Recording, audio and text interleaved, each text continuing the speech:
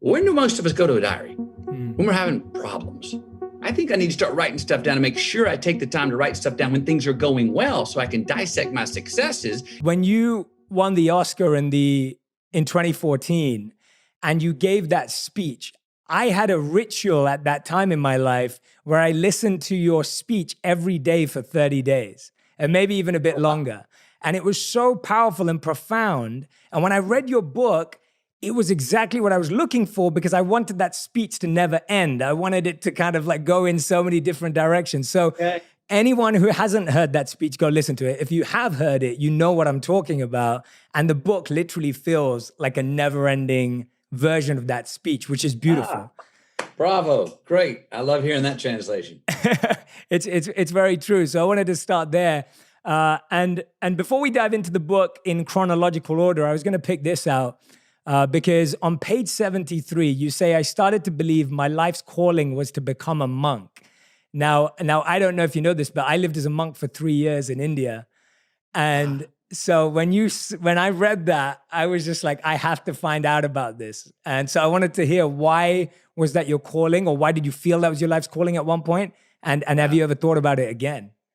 Yes. Well, that came to me at a time when I was having a very introspective forced winter of a year in Australia as I was an exchange student. And it was a very unsettling year for me. I was alone in a foreign place. I was, struggling with my own identity. I didn't have all the crutches or things that I could rely on around me: friends, car, cash, a job, mom, dad. I didn't have any of those things. So I was forced to rely on myself, and forced inward.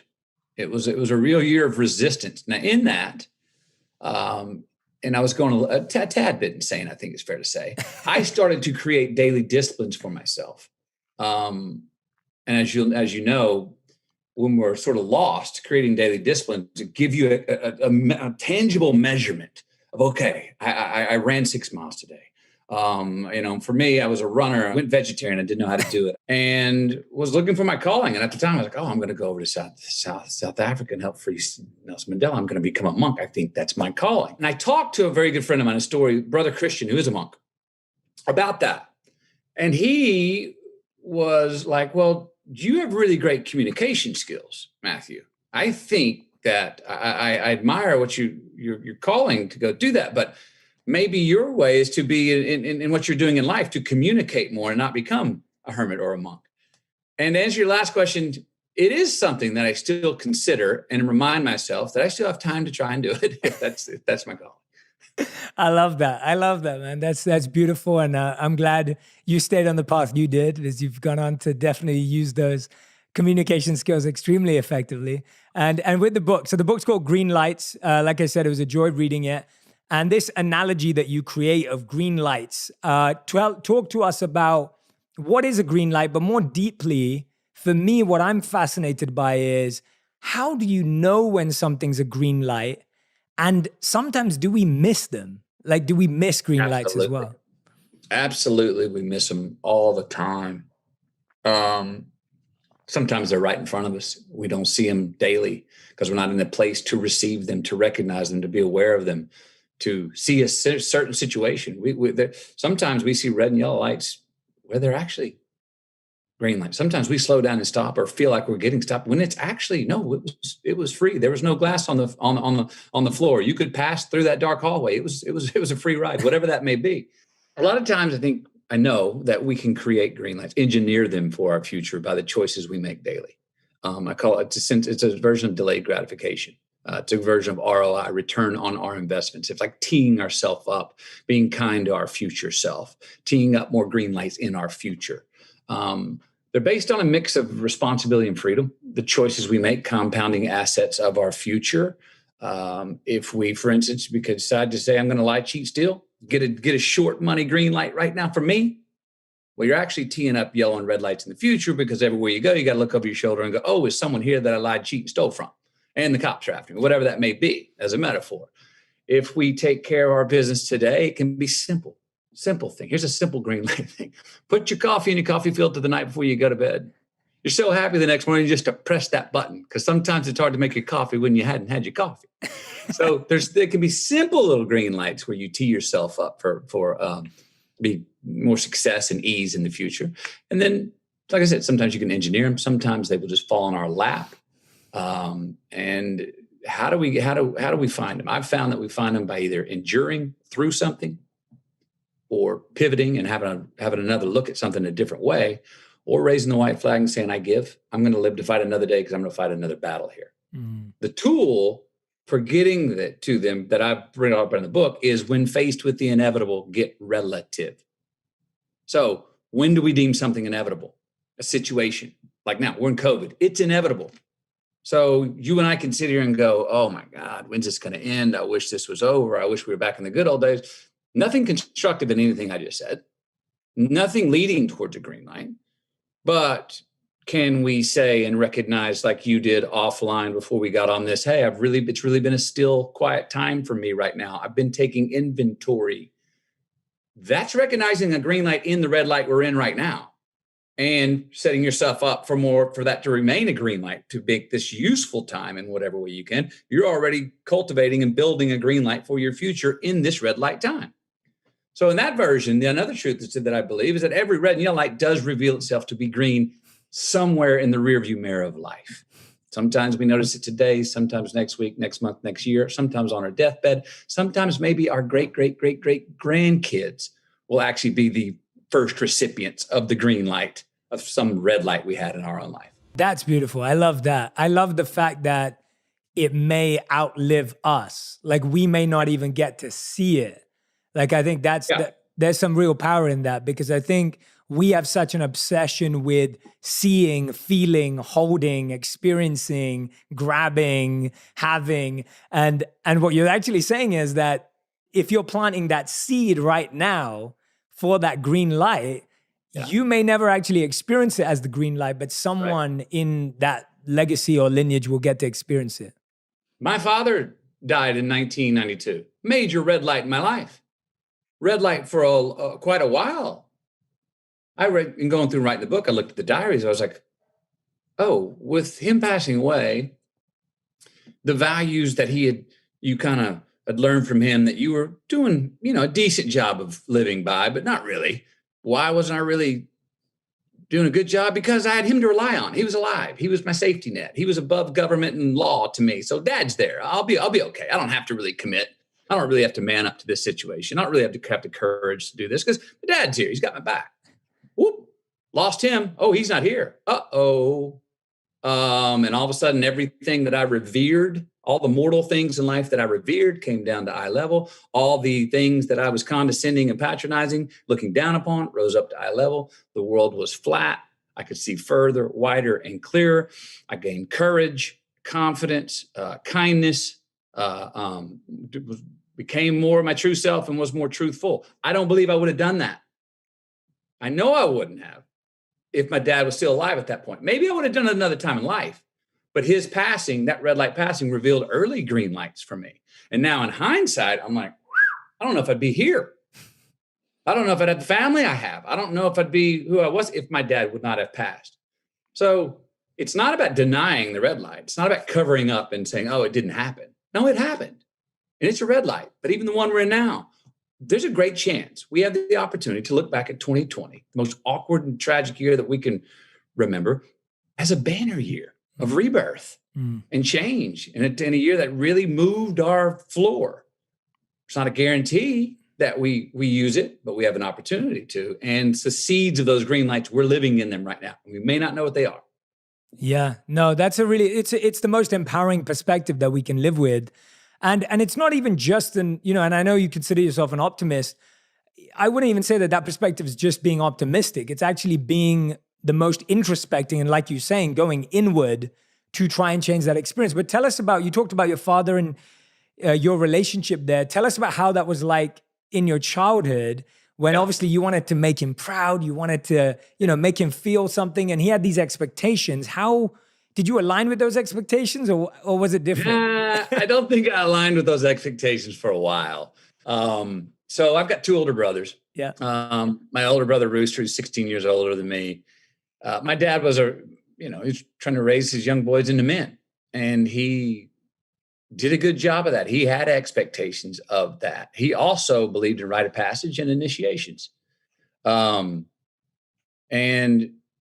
sometimes those were physical.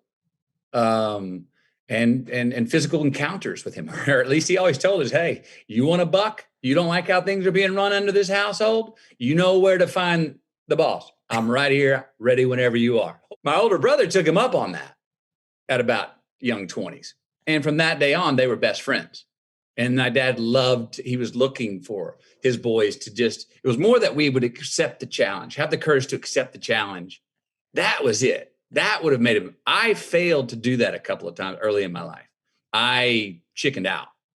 And, in hindsight, I kind of regret that I did, because he would have probably hugged me as soon as I said, all right, Pop, I'm taking you on. He'd have probably been like, that's my boy, and gave me a great hug. And then it would have been over and we'd have moved on. So I was raised more by my mother. My dad became more successful at work, so I had to be on the road more. He and I kind of got to know each other for the first time. It was one summer in the middle of my mom and dad's second divorce where he and I lived in a trailer park together, and I kind of got to know him pretty good then, but I was very young then. The first time I really got to know him as somewhat of an adult was around 18 or 19. And we got to spend some time together, and I was of age to go have a beer with him at the bar or hang around his friends and be a part of the stories I was hearing instead of just hearing about the stories the next day. And one night we were walking out of this bar, and I remember he was rocking right behind me. And as I passed out the door frame and head into the parking lot, this bouncer stepped behind me and put his hand on my dad's chest and said, "Did you pay your tab, sir?" My dad was a big man. And I saw my dad kind of look down at his hand and kind of slough it off and go, "Yeah, bud," because we had paid the tab. We did pay the tab. But as he moved that hand, and the image I had looking over my shoulder of another man putting his hand on my dad's chest, as my dad was about to go tell this guy, "Hey, bud, don't put your hands on me." Before that could even happen, I pounced this guy. I pounced this bouncer. Next thing I knew, I was being pulled off of him, and he was down on the floor 20 feet back in the bar over a table on his back. What? And it all just happened.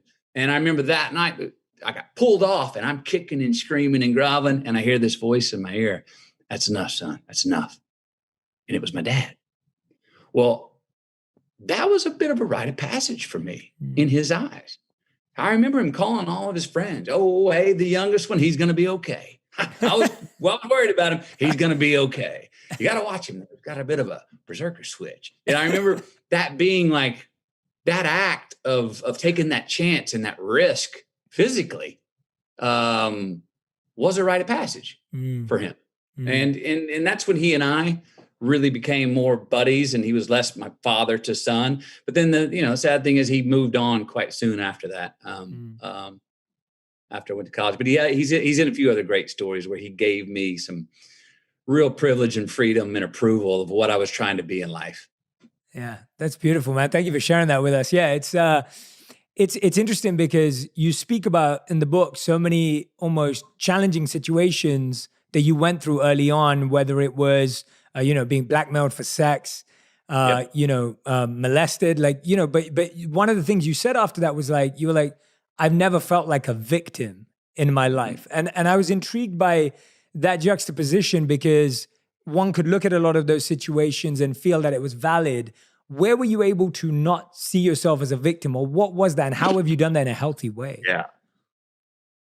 I mean, we could argue, and it's worth the world right now. It's in the conversation, defining victimhood. Yeah. Could you say in those situations I was a victim? Sure. I said I never felt I was a victim. I never chose to say, "Oh, I've been victimized." That may mean in your book or someone else's book, legitimately, I was a victim. So I'm not trying to illegitimate the word victim. Yeah. No, I didn't think I chose not to feel like I was a victim, and I did not. I understood when I got molested that time that was a bad thing, that was not how life worked. I was old enough to not be super confused about it. I was old enough to be pissed off because I had just come conscious in this person was in this situation. I was old enough to go, whoa, whoa, whoa. I was also old enough to know that's not how most of the world works. So it wasn't a confusing thing for me. So I was able to go, whew, I'm glad I came to, when I did and got the hell out of there. Another, what was the other one? The blackmail and sex. Geez, it wasn't ideal, man. And I write a really interesting thing after that. Do you remember the line after that? I said, at the time, I was sure I was going to hell. Now, I know what you say after that. I only hope that isn't the case. Yes. Yeah, that was funny. That was the worst part about it is I thought I was going to be, I thought I was raised to be a virgin until you're married. Yeah. And not only was I no longer a virgin until I was married, I had been blackmailed into it, and I felt guilt and shame and all this stuff, and it was not ideal.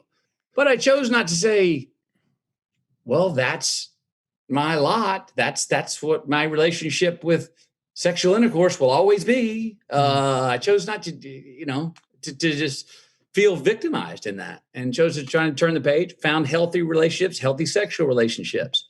And, once I got old enough, my mom was like, oh, I know, we were just trying to make sure you weren't going to, we were preaching that, but I figured you might do it before you got married. And that's another thing right there. What we're doing right here, I think a part of why I never felt like a victim is you and I just laughed at that. And on paper, you go, wait a minute, where's the joke? There's nothing funny about that. But let's recognize what we just did. Did you and I just deny the severity of what happened? Not at all. No. If anything, we dealt with it, and I can see it more clearly. Humor is such a revealer of truth, and it's I think it's good for us all to remember. And I got to remind myself all the time, man. If you laugh at something, if you find humor in the situation, it can be incredibly great truth. Some of the best truth comes out. It doesn't deny the crisis. It doesn't erase it. It doesn't wax over it and say, oh, I'm just living in the clouds. I'm a foolish optimist. No, it's more than a survival technique. It's actually a way of understanding. Anyway, that happened right there. That's another thing that's been a real good intrinsic value that I've had and been raised around, and which is in having a sense of humor to reveal the truth in situations. And the book has that moment as you're reflecting or recalibrating on a lot of the themes that are there in the book. And I was thinking about that the other day, that I was talking to someone about it. I was like, I feel that way about both laughter and tears. Like they're almost two things we try and hold back. Like we're like, oh, you can't cry about that, or you can't laugh about that. And actually sometimes those are the two best things to do about most of those scenarios in life. And why not do it more and more? I know we're trying to raise our kids to say, hey, I tell them a story, and this is part of why I finally went to film school in college. I started keeping a diary because I would go to the theater and it'd be a packed house, and I would laugh at the joke that nobody else in the theater laughed at. The whole theater would laugh at the joke that I was like, I didn't think that was funny. I was finding I was not crying when someone close died. I was crying when someone was born. And I was going, is this okay? Am I weird? Am I off? And I was like, no, lean into that. It's okay. And let's start writing these things down about how you feel about particular situations, Matthew, and started to write those down and then find some confidence to go, that's okay. Talk to my parents, talk to friends about them. They were like, no, that's different, but that's, keep writing down those unique sides of yourself. And that's a good point. We try to raise our kids. Hey, laugh, cry, whenever. Come on, let it out. Let it be part of the conversation. It goes along with people say, oh, don't, that old adage, don't talk to yourself. I'm like, what? No, do talk to yourself. Just remember to answer. Talk to yourself all you want. Just answer. I love that. Just answer. That's true. That's a great way of putting it. Yeah. And actually that's half the challenge, right? Like all of these like old kind of rules or statements or whatever it may be kind of block that thinking. But what you were doing by writing it down, and I love that. And I love how much of the book is like literally looks like scribbles of your writing and your journals and your annotation, which I get fascinated by. But that was you when you talk about the concept of knowing who you are is hard and eliminating who you're not first. It's when you start writing these things down that you start constructing who you are and deconstructing who you're not. Yes, that was it. And it was, look, I look at my early diaries. I was writing when I first started, like 15, right before I started writing those things down, like a theater of how my own personal response was to situations. When do most of us go to a diary? When we're having problems. Dear diary, so-and-so broke up with me. It broke my heart. The stuff I won't say to anybody else is just between me and you. Hard times. Early 20s, I started to notice that when I would find my groove and get rolling on something and was successful and was waking up in the morning, looking forward to heading out into the day and having good human interactions with people and was succeeding at school. I was like, you hadn't written in your diary in a while. Just like, when do we pray? Yeah. Usually when we're in trouble, right? And you got to say, well, all right, I've been dissecting my failures. I think I need to start writing stuff down and make sure I take the time to write stuff down when things are going well so I can dissect my successes in the hopes that when I get into another rut again in the future, which I will, I can go back to my diaries and go, what were my habits back then when I felt like I was rolling? Yeah.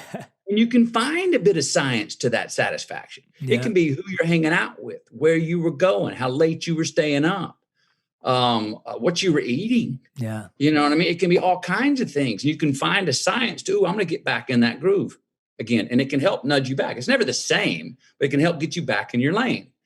So, this identity, who are you? It's a tough question to answer. What is easier and more fun is to go, all right, if I'm not sure who I am, let me answer who I'm not. What are those people, places, and things that are giving me a hangover or not feeding me back or not bringing out my truest self? Well, you know what? I'm going to eliminate those from my life. I don't know where I'm going, but I'm getting rid of where I don't want to go be anymore.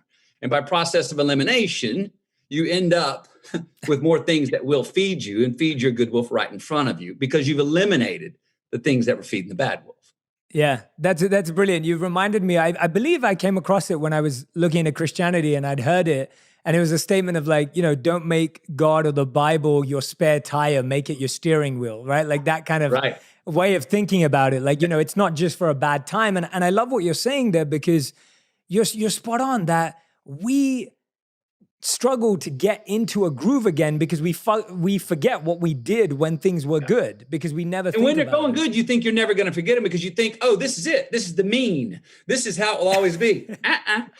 Trust it. That hill's coming. Yeah. And we remember the bad times more than the good times because when something good is happening, we celebrate for a day. And when something bad's happening, we cry for a month. And we get so immersed in that pain that you remember that pain. You have a good memory for pain, but we don't necessarily have a memory for movement and joy and growth. Pleasure and success and those things. Yeah. And I know I have to watch this with me when things are going really well. I'm like, aha, this, as I said, this is the mean. This is as it should be. And you can just sustain this. And if it goes below this, that's a debit. But it should always be the side. And it's just not fair. To ourselves or anyone else, because either we're going to create our own crisis for ourselves or the world's going to give us one that we didn't ask for. And we're going to have to adapt to something and be beneath that mean again. And it's good to have a little map, if you can, of wait, where was I? Where was my head? Where was my heart? How aligned were they in the decisions and choices I was making when I felt like life was one big green light? And you can go back and you can see how you can engineer them by our habits. Yeah, it's like, I mean, using your beautiful metaphor, it's like remembering a route or a path to somewhere. Like when you knew you found that really cool path up that really beautiful road and it was quicker and faster. And if you never wrote it down, you just forget it. But tell us, you said like we all have three choices. You were like persist, pivot, or concede. Yeah. How have you decided in your life when to persist, when to pivot, and when to concede? And share some examples for those that you think would help people understand. Let's bring up a situation, and if you can think of one, shoot it at me. And we can deconstruct these three on that. Yeah. Look, well, maybe growing up to become a lawyer, like you thought you wanted to become a lawyer. That may be one. Yeah. So I thought I wanted to become a lawyer. That was the in-house, in-family credo. That was it. I was a great debater. I would win arguments. I was tireless in them. I was in school debate in high school. This is it. Family business going well. Shoot, the joke was you'll defend the family's business, Matthew. Go ahead. Great. I'm heading off. Great idea. I go to University of Texas, headed towards law school. Well, the first 2 years in school, what are you taking? You're taking liberal arts, filling out some credits. After that sophomore year, you better start knowing where you want to go, because those credits, they have to fulfill the direction you're heading. And if you switch your majors, junior, senior, you can lose credits. Well, I was not sleeping well with the idea that I got to finish school here. Then I got to go to law school. Then I got to try to get a job. And then if I'm a practicing lawyer, I'm really not making a mark or experiencing anything until I'm in my 30s. I said, I'm not excited about the idea of spending my 30s getting educated in a classroom about something before I can actually practically experience it. So I had been writing, as you know, and I started sharing those writings with a friend of mine who was at NYU Film School. His name's Rob Bindler. He said the writings were good. And he also said, you know what, you got great character and confidence. You should think about it in front of the camera too. Well, that part I kind of didn't have the courage to even embrace the idea of being in front of the camera. It was too avant-garde. I came from a blue collar, work your way up. You had to be an actor. I mean, that's so European, you know what I mean? Or whatever. And it's so, what is that? Now, that'll never fly. But I could grasp the idea that, okay, I want to go be a storyteller behind the camera. Now I got to call dad, mom, who are paying my schooling for this. I got to pivot. All right. Now I could have kept my head down and just gone, no, this is just a pipe dream you got right now. Lawyer will work. Just follow it through. You'll be a damn good lawyer, which I believe I would have been. I could have persisted, but I said, no, I got to pivot here. Now, how do I pivot here? I got to get the approval of mom and dad, especially dad. And I don't think this is going to go over well with him. So let me make a plan how to reapproach this situation. I'm going to call him Tuesday night, 7:30. He'll be home from work. He'll have had dinner. He'll be having a beer on the couch with mom. He'll be in a great mood. He'll be able to digest this question better. I call him up and I said, Pop, I said, he goes, hey, little buddy. I said, Dad, I don't want to go to law school anymore. I want to go to film school. And I hear this pause, 5 seconds. Then I hear this voice. Well, son, you sure that's what you want to do? I said, yes, sir. Another pause for 5 seconds. And then I heard 3 words that were a launch pad for me coming from my dad at that time. I couldn't have said anything better. And I did not expect this. 3 words were, well, don't half-ass it. Oh, thank you. Not only did you approve, you shot me out of a shotgun and said, this is more than privilege. You got your freedom here and you better do a damn good job at it. Whoa, it was freedom. And I was off. Went to film school, got confidence in telling stories, started working in front of the camera. And here I sit, 20, 30 years later. So I made a pivot at that time because the idea of continuing on to go down the path of being a lawyer, I wasn't sleeping well with it. It's always a good way for me to explain something. How are you sleeping with it? What's waking you up at night? The idea of doing it or the idea of losing it or missing it? It's a good way to measure kind of what choices we want to make in life. Well, I do it with scripts all the time. I really want to do this. Well, let me sleep with the fact that I am going to do it for 2 weeks. And I'm going to see what wakes me up at night. Am I waking up because I'm going, oh man, I'm not sure if I trust that director or that script. Now I'm going to sleep with the fact that I'm not doing this. Now what keeps me up at night? Waking up going, no, I've got to do that project. I can't go without it. It's a good measuring stick for going, well, I think I'm going to do it. You know what I mean? So I wasn't sleeping well with the idea of being a lawyer. Things would have worked out in another way and probably okay if I would have done that. But my soul was itching and I was uncomfortable and I made a pivot at that time. Yeah. That's a great one. Everyone who's listening and watching right now, I literally want you to write these 2 things down because these are practical things that you can do. And I know that my community loves stuff that they can actually do. The first one here was write down your wins, write down those grooves, write down when things are going in the right direction, the green lights and what's going right and how you're doing it, who you're around, what's happening. And the second one here, I love this piece of advice, like sleep with it as if you are going to do it. Right? Or sleep with it as if you're not going to do it. Like both of those are great.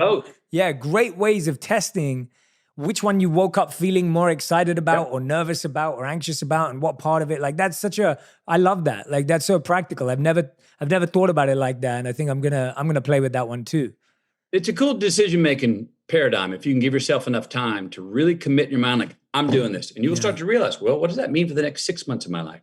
The next year? What am I going to miss out on? Or are you thinking about everything you're going to do with that? And it's more of a reason it's waking up at night because you just can't wait to get up and work on it. That's another thing that's saying, yeah, you probably ought to do it. There's good scared and there's bad scared. Yeah. You know, Yeah. it's nice to go in any situation and be scared, but you let your spider sense tell you, wait, am I scared because this is a great challenge and I'm not sure what I'm going to do, but I'm got the courage to dive in? Or am I scared because the pedigree around it isn't maybe up to the excellence that I want? And that's another kind of scared. You're like, I need to listen to that. Maybe that's a reason not to do it. Yes. Yes. Yeah. I love that distinction between the two. And that links nicely to one of the other quotes that stuck out to me in the book, where you were like, you know, when you can, ask yourself if you want to before you do. And I was like, yeah, that's real right there, because there's a lot of things. And actually, it's one of the biggest things I hear a lot of is I'm always encouraging people to move towards their purpose and things that fulfill them, and moving in that direction and pivoting as you did. And a big part of that question is, but I can do so many things, right? And that's a common thing where people are like, oh, but I could do I could do this, I could do that, I could do this. But you have this really distinction. Ask yourself if you want to. Walk us through that and why that was such an important one to write down and push out. Well, it worked its way into a nice little limerick riddle as it laid out. And it's got, there's different ways to look at the line. Look, too many options can make tyrants of all of us. Mm. The devil's in the yeses more than the no's. You know what I mean? Yeah. I mean, I've been there where, let's say me, after I got famous in the Time to Kill, my life did a 180. The Friday before Time to Kill came out, there were 100 scripts I wanted to do and would have done anything to do them. But 99 were no, you cannot do them. And one of them was yes. Mm. Well, over one weekend, I got a movie that does well, Time to Kill. That Monday, out of those 100 scripts, all of a sudden it was 99 or yes, they're yours. Go for it, please. They're all green lights. Please do them. One of them's no. And I'm going, oh, wait a minute. In a matter of 72 hours, I 3 days ago would have done any of this and couldn't do any. And now you're telling me I can do all of them? Well, like all of them look great. I mean, you're asking me to be discerning right now and to ask inside my soul when my head is just spinning going, wait a minute. 2 days ago, I would have done any of these. How do I know what I want to do? I want to do all of them. But wait, Matthew, there's only 24 hours in the day. I know, but I need 90 hours in the day. Anybody giving that? Nope, they're not giving that. Still 24 hours in a day. What do I got to do? Well, for me, I had to get the hell out of Dodge, get out of Hollywood and go hear myself think, let my memories catch up, let my brain get reconnected to my heart and soul, and get an Autobahn in there, because at that time, there was a 1-lane gravel road and it was bumpy driving, between the old head and the heart. So I took off and had to go try to listen to myself and get some sort of demarcations between all this frequency of options that were now on top of me. I don't know if that answers your question. It does. It does. I was going to follow it up with, what's the hardest no you think you've ever had to say? Like, what was like the one which you were like, this challenged me, where I wanted to say yes, but I had to follow my own advice and say no? Well, the hardest no for me, and I'll base this on career, was about 14 years ago. And the story's in the book of when I was rom-com king. Yeah. Okay. Yeah. They were fun. They were easy. I loved doing them. I was getting paid big bank for doing them. We missed them. My wife does, for sure. I hope maybe I still got another good one in me out there. They were making money for the studios. I was the go-to rom-com guy. And like I said, they were Saturday characters. They were easy. There was nothing wrong with that. But I was feeling very vital in my life. Yeah. I just had a newborn son. I'd met the woman that I'm now married to. And I loved harder. I could get angrier harder. I laughed louder. My life was like vital. And I was like, boy, my life's so much more vital than my work. I wish I could find some characters that would challenge the vitality of my own life, the man I am, and the life I'm living. So I wanted dramas. I was looking for these dramas. Well, those dramas weren't coming. So this goes back to process of elimination. If I can't get what it is I want to do, I'm going to stop doing what it is I've been doing that's not filling me up. Right. So I made a staunch stance and said, I'm not going to do the rom-coms anymore. I'm not doing the action adventures. Well, guess what? If you're not going to do those, McConaughey, you may not be working for a while. And that was true. Mm. For 20 months, I didn't work. It's a long For time. 15 of those 20 months, I got offered zero, nada, zilch. I was gone. I thought Hollywood may have forgot about me. So it was a big no, the hardest no, because I'm sitting there this time getting offered $15 million offers for well-written, cool romantic comedies. I'm like, that's pretty damn good.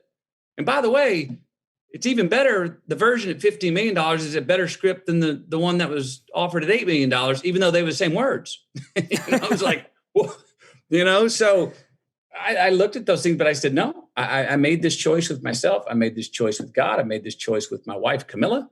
My family knows about it. I really need to go through this dry period. I don't know how long it's going to last. I got to hang on to the belief that if it's to be, something will come up. The work I want to find will come up and find me. And sure as heck, 20 months into it, all of a sudden, I was a new good idea. So I had an unbranding 2-year phase. I didn't rebrand. I unbranded. I was gone. I wasn't in the rom-coms. You didn't see me on the beach without a shirt. Where's McConaughey? I don't know. He's forgotten. Forget it. Don't even send him another script because he's not going to do it. It's a rom-com. All of a sudden, someone's going, it'd be good for Killer Joe, Magic Mike, Mud, True Detective, Dallas Buyers Club. McConaughey'd be a good idea. It's kind of an interesting, it's a novel idea now. It wasn't novel 2 years before. So that was a big time where I dug my heels in and said no. That's eliminated what it was I was doing to then find and be found and offered what it is I wanted to do and who I wanted to become. That's a great connection to that answer. Like I wasn't thinking of that when I said that. That's a great connection to that, because almost unbranding or unlearning or almost like you said, disappearing is the hardest way of refinding your identity, because you don't know what the next step is. So there's a leap in that darkness. There's that you're consciously and deliberately and intentionally throwing yourself into limbo. Yeah. Which is the worst thing. We're all in a certain limbo right now. It's the most uncomfortable part. It's part of the reason our country's divided so wide right now, because people need purpose, identity, and something to cling on to. So they're clinging on to the fringes just to have a sense of, okay, at least I'm about something. I don't know if I agree with what it's about, but at least I'm about something. Yeah. You know what I mean? Yeah. And it's you're throwing yourself into a limbo. And then look, I had help. I had a great wife next to me helping me out. I had a newborn son, which was my North Star compass every day. Every time I get antsy, what am I doing? I have no significance in my life. I don't know what I'm going to do. I was like, well, look at your family. Look at that young man right there that you were part of creating and that you can raise as a father. It's a brand new day for him every single day. Let's try and see what he's seeing, or put things in front of him that are going to make him go, I like this next day. So that gave me an anchor during that time when I had some times of being quite wobbly. Yeah, no, that's beautiful, man. I think that is a great lesson for all of us. And it's so funny that, when I was reading your book, and literally in the last couple of weeks, I've been talking to my team because I've been coming off, like I was saying to you earlier, my book space. And I was looking at 2021 and I was kind of having this moment where I was like, and it literally timed when I was reading your book. I was like, I need to start saying no next year. Like that's my next challenge. Like my challenge next year is to go deeper in what I've committed to and do it better, and go into just immersing myself into it rather than trying to do all these things. Where at one point in my life, it was really important that I was trying to do a lot of things. And now you're probably being offered to do things you've never been able to offer to do before. Totally. And it's like, so, yeah, please. Thank you. I'd love to. Yeah. Yeah. And I'm literally I'm in that phase of my life right now, in this phase of it, where I'm like, okay, well, actually, I need to stop that. So it just came so perfectly timed, and it was so interesting. I was saying to someone the other day, I was like, there's all these opportunities, but it's not going to work if I just keep chasing them. And I loved how you brought that back to relationships, because this part of it, I think, and the relationship you have with your kids, your wife is beautiful, but it's like, it's really interesting the way you explain it. Like the arrow doesn't seek the target draws the arrow. Yeah. And you said that you weren't even in a space where you were seeking partnership. You weren't even looking for it. And I think this is, when you just said that, like, even though I didn't know what was next and I unbranded myself, but I had my son and I could look at what I'd created. I think for a lot of people, they're struggling because even their relationship world is in limbo, whether they don't have the right partner or they don't have a partner, and their work life's kind of going, but they don't have that. Where was it for you where you felt you attracted your wife? Like where did that come from? Yeah. So I, we all have our biological clock and our idea when we're younger. When do we see ourselves, having a meeting that woman or that man, and then having a family, and then those years come up on us. I'd never really been a time clock keeper, but subconsciously, I was at a time in my life where I sure as heck didn't want to date anybody unless I thought it had possibilities of becoming a full, true, long-term relationship. Yeah, I wasn't wanting to waste my time dating someone unless that potential was there. And if there wasn't, it's time for us to move on. And we had some amiable breakups with some wonderful women that we just both saw, hey, this is not going to, we both want to find the one that we have more potential. We've gotten to a point as far as I think we can go. So, but I did find myself looking. I found myself in the produce section at the store, looking down. I wonder if she's going to ring on her finger. I wonder maybe I'll say hi to her. I was looking, at the red light, at a club or a bar, or a friend would introduce. And what I did in my own thoughts and meditation and prayers on what came to me was, it's okay, Matthew. Don't try so hard to find the right woman to start a family. I know the one thing you've only known you ever wanted to be was a father, but you don't try so hard to find the right woman to get married. You might end up an 88-year-old bachelor with a bunch of kids. And I'm not going to judge you on that, but quit trying to make it happen. And as soon as I quit trying to make it happen, and what I was out and not sort of measuring women, like maybe it's a possibility, maybe not objectifying, like, well, I don't know. I was more present. I was more fun. I was more me. And as soon as I quit looking, that's when she came. Not the same way I did, but when she showed up and I saw her, my life moving across the room, right to left in my eye line. And I remember I saw this woman and under my breath to myself, I said, what is that? I didn't say, who is it? I said, what is that? I got up, introduced myself, spoke the best Spanish I've ever spoken. I've never spoken that good of Spanish since. And since that night I met her, there's never been another woman I wanted to go on a date with, spend a night with, anything. And she's now mother of 3 of our children. And we've been married now for, what are we coming on? 8, 9 years. Mm. And that's when I was able to find her. That's when I was able enough. It goes back to a little one of those earlier lessons with my father moving on, be less impressed, more involved. Yes.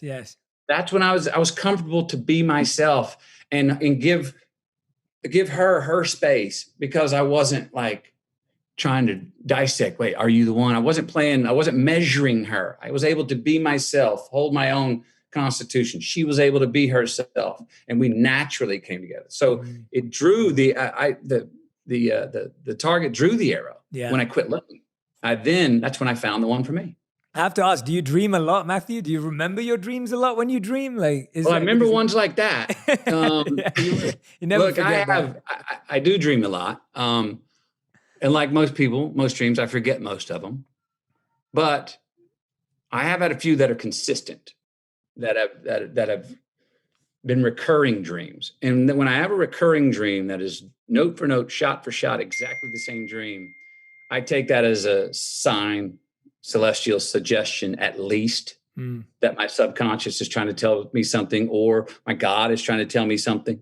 And I try to back up and go, okay, I need to listen to this. And you can't go to someone else for advice about it, because it's only your dream, and it was a dream. So you have to really go, how much merit do I give this? Yeah. And you were talking about it earlier. The truth, sometimes we miss the green lights around us. They're there. Yeah. Are we in a place to receive them? Are we in a place to be patient enough to make them personal and see why they came to us? Then are we courageous enough to act on them and preserve them and make them part of our daily habits and inner being? Yeah. They come around all the time. And as you know, you can't listen to every sign. No. Or you're running circles. I've done that before. Yeah. And everything, you're seeing art everywhere. Oh my gosh, I got that quote in there about a man full of ideas needs some starvation. A man full of truths needs to be fed. Well, I've had those times where I'm full of so many ideas. I'm inspired everywhere. And I'm going, I got to cut some of this out because there's too much inspiration. I can't focus. There's a shotgun spread and I need a rifle here. And at the same time, you don't want to be so closed up that you're missing them or you let them pass and you don't give them credit when they come. Yeah. Yeah. One of your dreams, obviously not a dream while you were asleep, was to become a father. Like that was always been a big thing for you. What was it that you dreamed of about being a father that you looked forward to so much? And how is it being how has that been completely surpassed in reality? Yeah. So, because I'm not a father yet. So I'm, I'm not yet. Yeah. Okay. So I remember when I was 8 years old, having this romantic realization that the reason my dad wanted me to call the men that he would introduce me to sir and shake their hand and look them in the eye, which I was looking up at their eye as a young 8-year-old boy. It came to me that what's the one consistency in all these men that I am giving them the respect of, yes, sir. Why am I calling them sir? Because they're fathers. And I remember at 8 years old going, oh, that's it. That's when you've made it. That's success as a male on earth to become a father. So to me, that was like, ta-da, one day, then you've made it, Matthew. That was always very clear to me since I was 8 years old. And the one thing I always knew I wanted to be. Now I have children. You have the first, if and when you do have.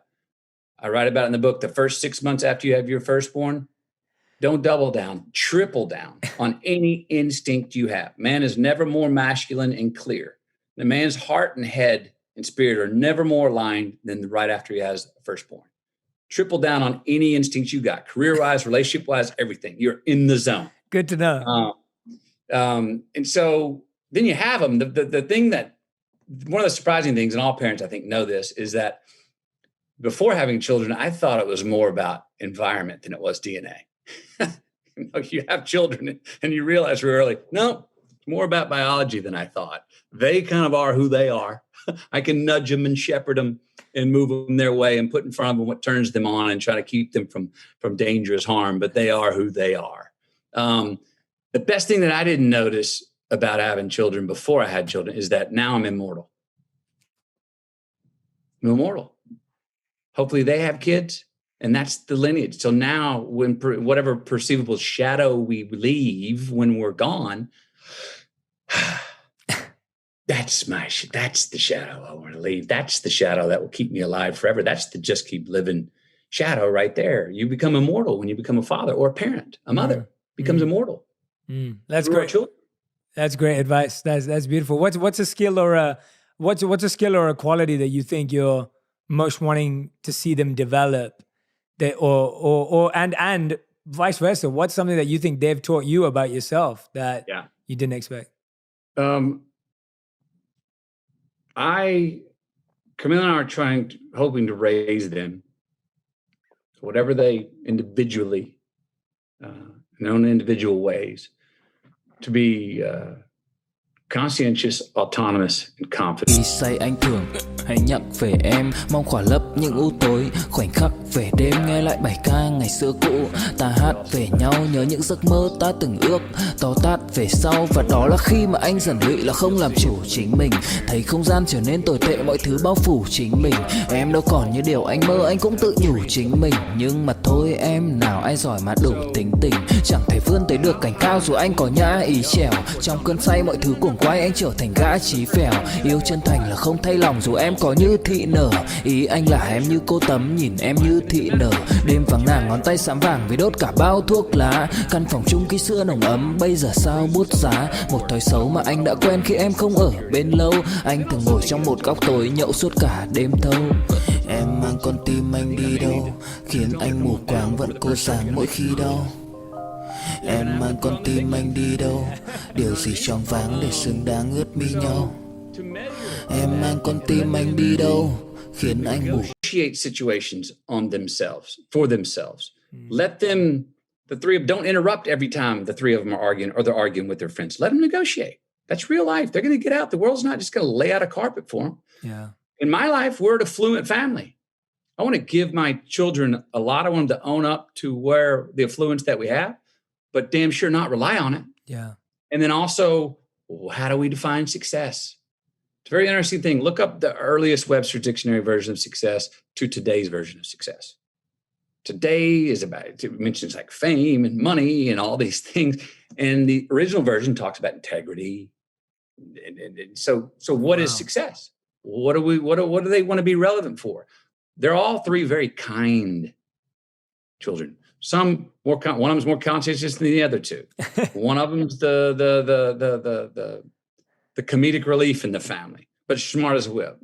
The other one is very creative, but doggone it, doesn't know where she put her glasses and they're on her face. The other one, when you're looking for your glasses, he reminds you they're on your face. You know what I mean? So yeah. They're different. Some of them are very practical at times. Some of them are very whimsical. They're all very, very kind. And I hope they're conscientious, autonomous, and confident with who they are, and have the ability to, we still say, we never say, don't talk to strangers. Mm. No, we travel the world and we're like, yes, go introduce yourself. Go ask them. No, I'm not going to do it for you. Go. I'll be over here watching. Engage. The world's a good place. There's evil in it. We have to, but I don't want to get you gun shy about the harms in the world before, you realize some of them yourself, and let them engage in some where they may have the bruise or the scrape. I don't want to engage them in the ones that send them to the hospital, of course. But engage in the ones that you come away going, oh, that didn't feel like what I thought. As I said, now you know. So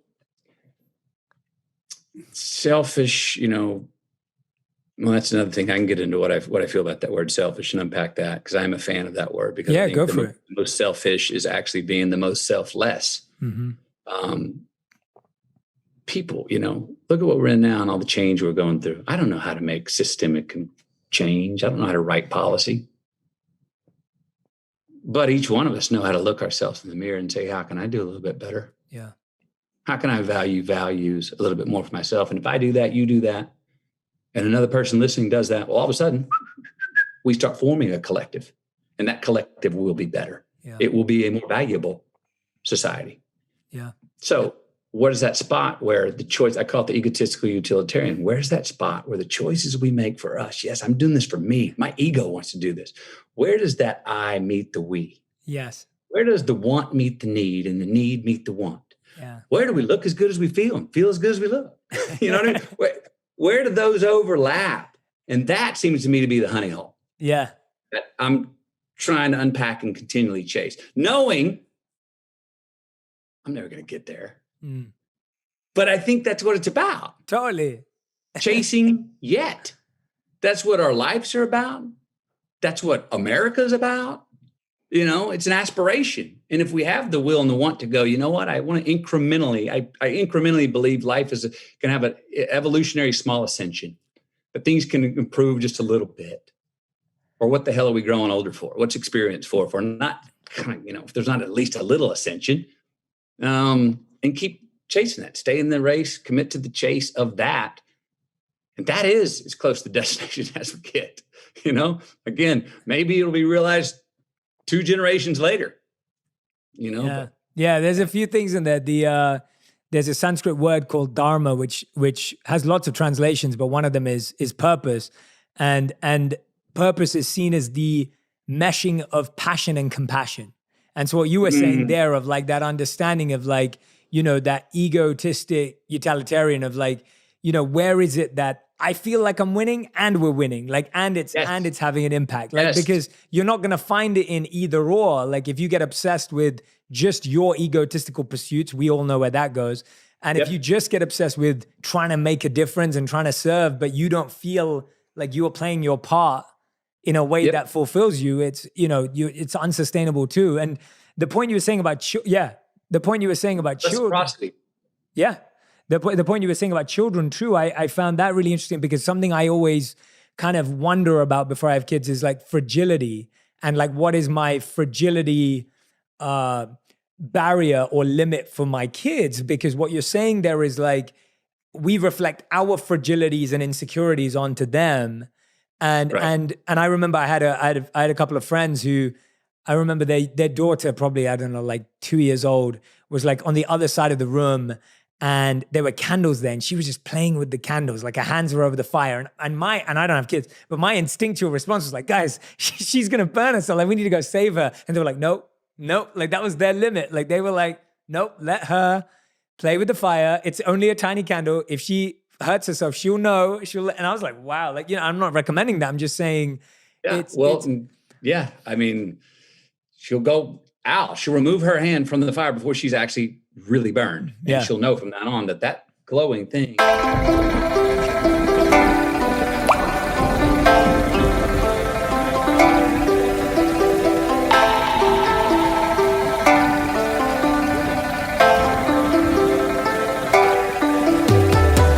Cả buồn mà cất lời không lên, người đi mất mà nhất thời không quên. Lòng u tối dù đất trời không đêm, kể từ khi sống lấy lất đời không em. Đầu quay cuồng trong hơi men, đưa chân về nơi quen, dấu vết chẳng hề phai. Và rồi chợt nhận ra và vô tình khơi thêm ký ức buông lơi êm mà đã từng kể vai và ngồi. Chẳng cần thiết phải viết lên sử sách mà lại phải nếm trải chuyện não nề. Chẳng thể biết thời tiết đẹp như tranh, thực ra là đằng xa có một cơn bão về. Chẳng cần mơ hay chờ đến vạn kiếp để ta được cạn tiếp cho hết thèm dao bôi. Rồi chẳng thể nỡ để vỡ mười nhân duyên, nên ta chỉ khấn nguyện chọn đời này chung lối thôi. Những kẻ si mê tới điên thường mơ tưởng cái thiên đường yêu nương được tô điểm, nhưng hận tạo hóa tuyệt nhiên có ai đành bên em thành anh đài. Tình ta như hồ điệp vẫn mãi giữ riêng đây về giây phút khắc sâu. Chẳng nghĩ yêu em mà từng chút mắc câu, sầu hôn hút khuất sau vẻ nét bút chắc đau. Hạnh phúc đâu cần chỉ cho cút bắt đầu. Nhớ đến cái lúc còn gió sương vơi đầy, nhớ hình bóng người nào đó vương nơi này. Trong vạch khắc mong có được đôi tay ấy cố lau đi bờ mi khi nào thưởng hơi cay. Xa một người và bước qua cuộc đời không phải xa đi vĩnh viễn mà chúng ta chỉ tạm chỉ lấy. Gone off on my own, lived in my Airstream trailer with my dog. I don't go out on school nights. I go to work in the morning. I come home, fix my meal, have a drink, study tomorrow's work, go to bed over and over and over. I don't see anybody, nothing. All of a sudden, I'm like, my family there. Wait, I can't be an artist with my family there. But of course, the good voice, the smart voice, my other ear said, you better say yes, ma'am, right now, sir. And I went, yes, ma'am. Anyway, it turned out to be the most wonderful thing for creativity as well. Yeah. When I'm doing, as you know, I've done a lot of hardcore dramas that happen to be like R-rated that my kids cannot see. Mm-hmm.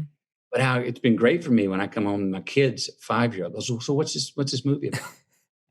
And I've got to tell them in the version that can make it sound fabelic or make it sound where they're with it and they think it sounds really, really cool and interesting in a G-rated way. So that's been really good for my creativity to answer those simple questions from my kids when I get home from work. Or why are you doing this job? Why are you taking this role? Great. Thank you for asking me that. Let me see if I can give you a satisfactory answer. And if I can't, it's another measurement that we see earlier. Well, maybe I don't have this down yet. Yeah. You know? Yeah. I love that. That's beautiful because I think, especially as someone as successful an artist as you, it's so easy to get wrapped up in like, this is how I get the most creative, or this is my optimal performance level, or I know how to get in the zone. And that can sometimes be our greatest block to actually getting into the zone in a completely different way. Yeah. I had a great mentor of mine who would tell me, Matthew, you work so hard and prepare so hard for a scene. You love to go in any situation balanced, both feet balanced. You love to go in like this. She goes, I'm going to tell you this. I dare you to start looking at life and your work right before you go into it. Get on one leg and see if you can find your balance, because in finding your balance is when you're most alive. Yeah. In finding the balance, the stable position is when life's a verb and you see life come and life really happens, you know? And it was a great note, not just in work, but in life. Go into a situation and instead of coming in set, locked in, do the work that you know how to be sturdy and balanced, but go into it intentionally off balance and find your balance.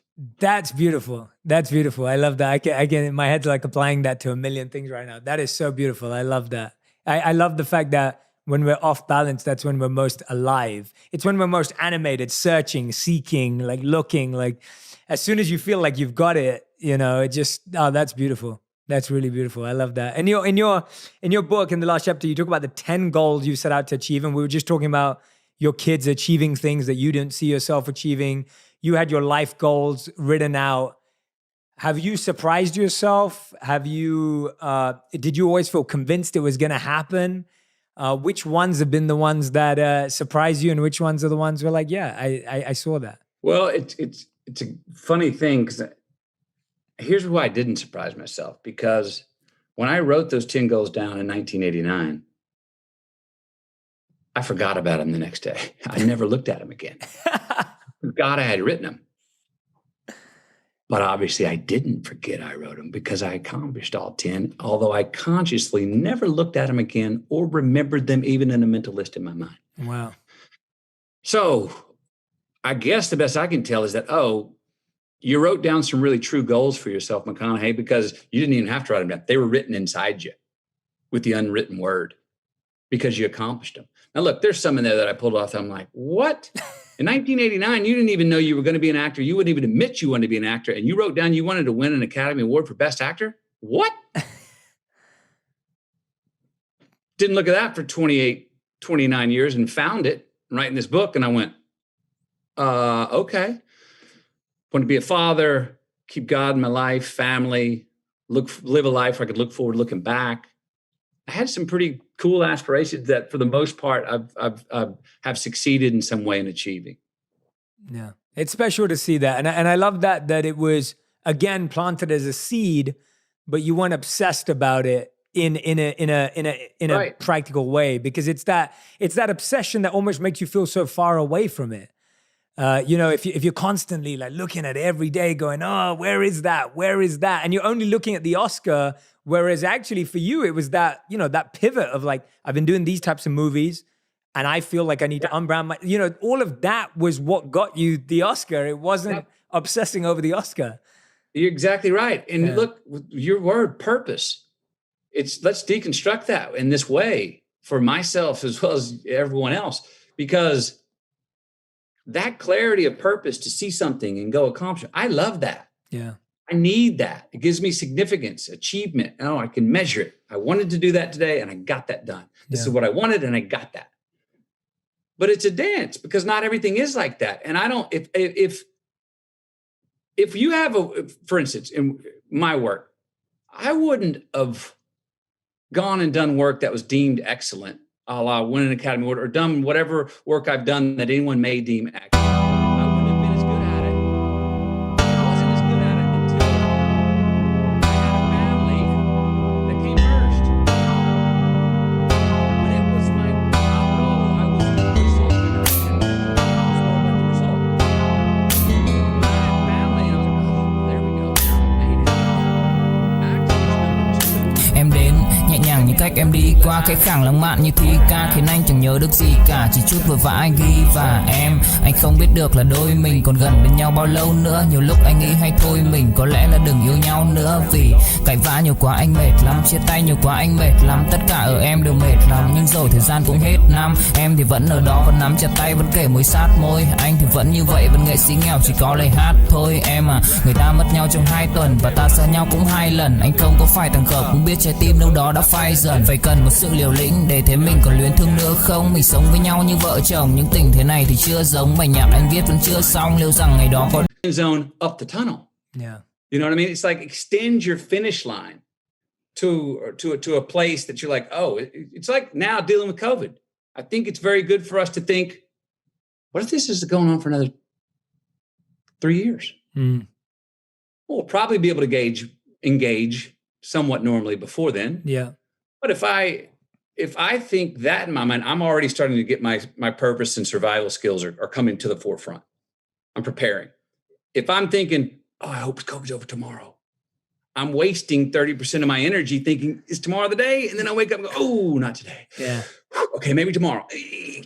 No, not tomorrow. You're wasting energy. So it's a good practice, I think, to put things way out in front of you that are beyond your reach. Yeah. So then they don't stay in that first place. You can't quite grasp them. They're not tangible. And you'll actually probably have a better chance of achieving them if you just put your head down and stay in the process.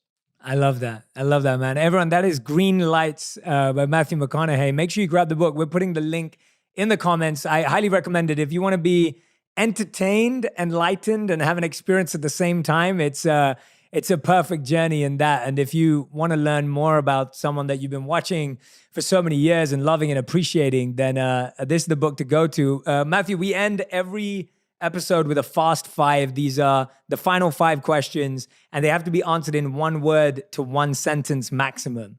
So that's the deal. And you've already been very generous with your time. So this is the last thing. So your first question is, what was your biggest lesson from the last 12 months? Make sense of humor your default emotion. Nice. I like it. Awesome. All right. Question number 2. What's something you know to be true, but other people would disagree with you on? What's something that you're like very confident about, but people may not agree with you? Spending time alone and not enjoying the company is a healthy, constructive practice, because there's only one person we're stuck with in this life. Spending time alone and not enjoying the company is a constructive choice. Stick with it. Don't pull the parachute in the discomfort. You will work it out. The monkeys on your back will finally start playing and then swinging from the trees in a right way, and it will get organized. Don't pull the parachute in the discomfort. Stick through it.